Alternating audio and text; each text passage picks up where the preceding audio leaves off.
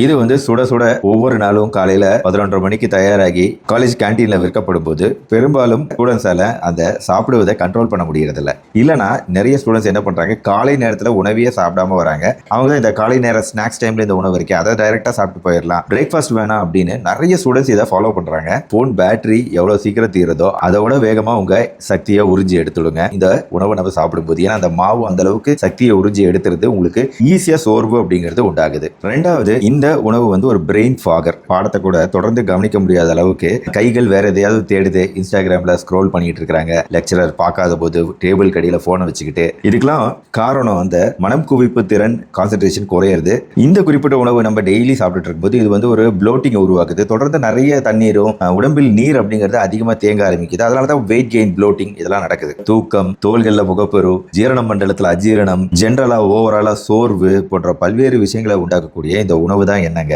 வேற என்னங்க, எல்லா மாணவிகளும் விரும்பி இப்ப சாப்பிட்டுட்டு இருக்கக்கூடிய இந்த பப்ஸ் தாங்க.